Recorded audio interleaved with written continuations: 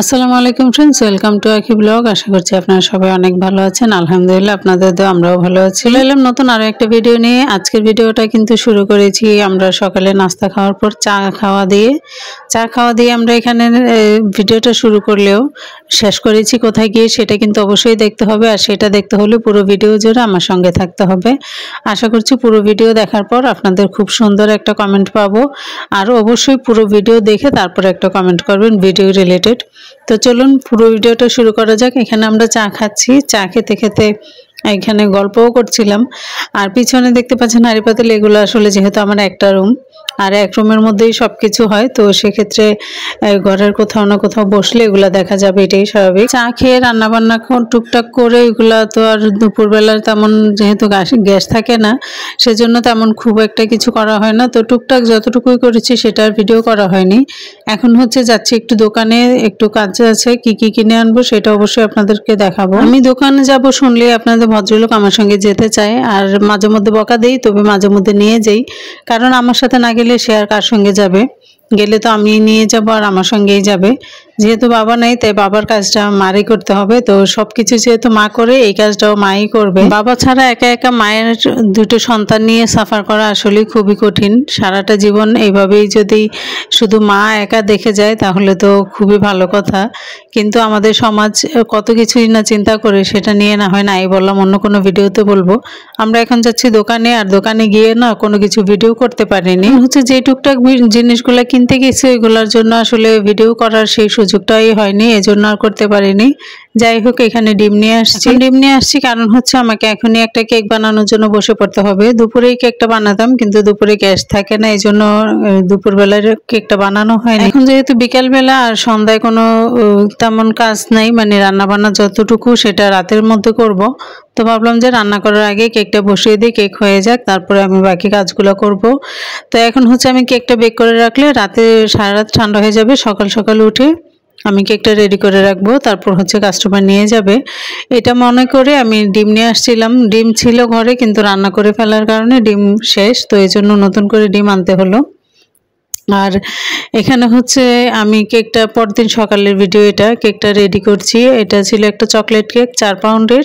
তো ভিতরে ক্রিম দিয়ে আমি হচ্ছে সুগার সিরাপ দিয়ে ক্রিম দিয়ে এখন হচ্ছে চকলেট দিয়ে দিচ্ছি।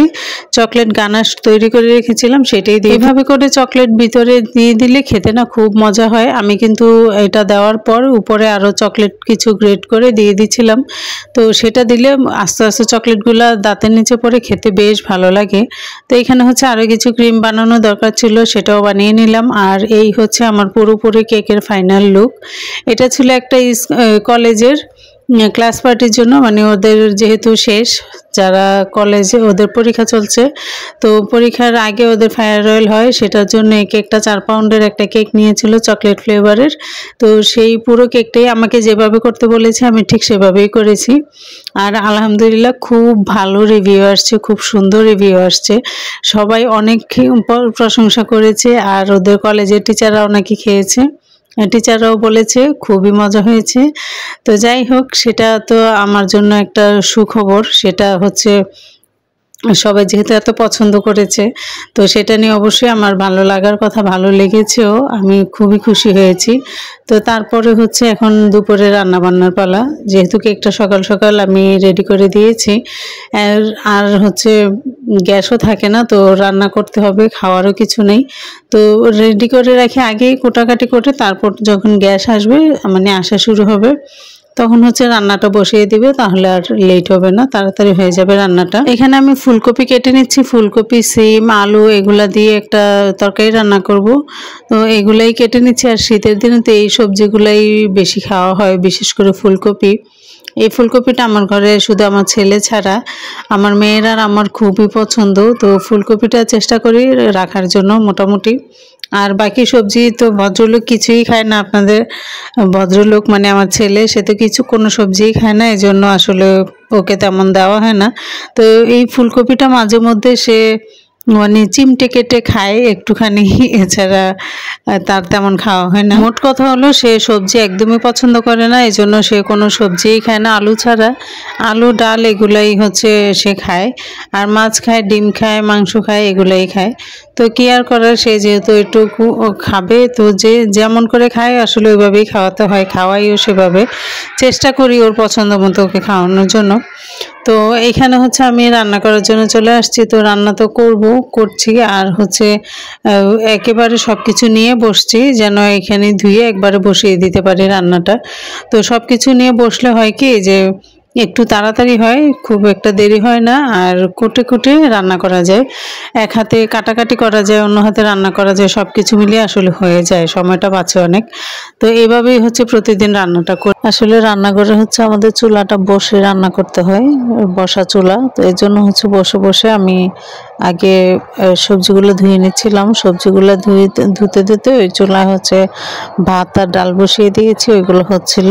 তো এই ফাঁকে আমি ধুয়ে রেডি করব, ততক্ষণে ভাত আর ডাল হয়ে যাবে। তো এটা হচ্ছে একটা ভালো সুযোগ, মানে যেগুলোতে বসে রান্না করতে হয়। তো এই জিনিসটা আর কি খুব ভালো লাগে। আবার বসে রান্না করলে অনেক রকম প্যারাও থাকে, যেমন হাঁটুতে বা কোমরে ব্যথা থাকলে তখন আবার ওটা বসে রান্না করা যায় না, সেটা নিয়ে অনেক সমস্যা হয়।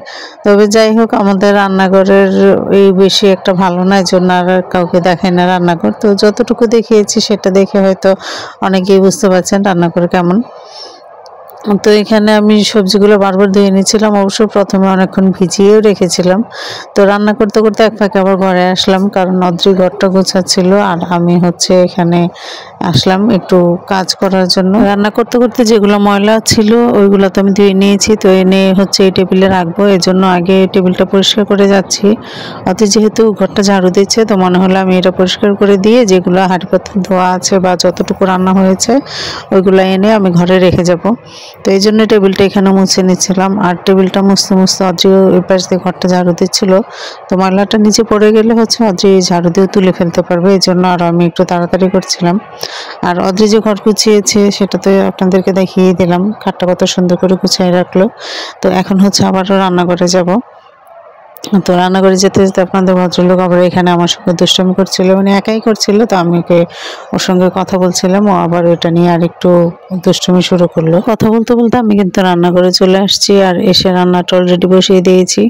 গ্যাস কিন্তু আমাদের একদমই কম, এই রান্নাটা রান্না করতে প্রচুরই সময় লাগছিল, কারণ ফুলকপি, সিম এগুলো কষাতে গেলে কিন্তু অনেকটাই পানি ওঠে, আর এই পানি না শুকিয়ে যদি রান্না করা হয় তাহলে তো খাবারের টেস্ট আসে না বা তরকারিটাও মজা হয় না। তো এই জন্য হচ্ছে কোনো রকমভাবে রান্না করা যাবে বলে সেটাই করব। তো এখন জাস্ট এটাকে একটু কষিয়ে রাখবো, যখন রাতে ফুল গ্যাস আসবে তখন হচ্ছে এটাকে আবারও ভালো করে রান্না করা হবে তরকারি। তো দুপুরে যেহেতু কিছু ছিল না, এই জন্য এভাবে করে রাখা। যাই হোক, এখানে আমি সবগুলো সবজি দিয়ে দিচ্ছি, মশলাটা আগে কষিয়ে নিলাম, সেটা তো দেখতেই পেলেন। মশলাটা কষানো হয়ে গেলে আমি সব সবজি এখানে দিয়ে দিলাম, আর দিয়ে এখন নেড়ে চেড়ে নিচ্ছি। নেড়ে আমি একটু ঢেকে দিব, যখন পানিটা শুকিয়ে আসবে তারপরে কিন্তু আবার এটা রেখে দেব। তো এই ফাঁকে হচ্ছে আমি আবার অন্য চুলায় অন্য আরেকটা রান্না করব। তো এই যে সারাদিনের আমাদের এই কাজ কাম, চুলায় গ্যাস থাকে না, দুই ছেলে মেয়ে এত দৌড়াদৌড়ি, ওদের স্কুল কলেজ। যদিও মেয়েকে নিয়ে কোথাও যেতে হয় না, এখন মেয়ে বড় হয়েছে, ও একাই যায়, মানে কোথাও বলতে স্কুল কলেজ বা কোচিং কোথাও যায় না, ও একাই যাওয়া আসা করে। কিন্তু ছেলেকে নিয়ে তো স্কুলে যেতে হয়, ঘরের কাম কাজ, বাইরের মানে টুকুটাকি যা থাকে বাইরের কাজ ওইগুলোও করতে হয়। তো সব কিছু মিলে আমার দিনটা মোটামুটি ভালোই বেঁচে যায়। আর এখানে হচ্ছে আবারও একটু মশলা কষিয়ে নিচ্ছি অন্য চুলাতে, কারণ হচ্ছে একটু খিচুড়ি রান্না করব, সবজি খিচুড়ি রান্না করব। আর এই শীতের দিনে সবজি খিচুড়িটা কিন্তু আমার অনেক বেশি পছন্দ। এই যে এখানে আমি চাল নিয়ে নিয়েছি, আমি আসলে এইভাবে করে ঝুড়িতে নিয়ে আগে ধুই, তারপরে হচ্ছে একটা বলে নিয়ে ধুয়ে দিই, কারণ চালগুলোতে একটু বালু বালু থাকে, এই জন্য। তো এই জন্য হচ্ছে এইভাবে ধুইলে আমার কাছে সহজ মনে হয়, এই জন্য এইভাবে ধোয়া। যাই হোক, এখানে খিচুড়ির জন্য মশলাটাকে আমি কষিয়ে নিচ্ছি। আর এই যে গ্যাস কেমন সেটা কিন্তু চুলার আঁচ দেখলেই বোঝা যাচ্ছে।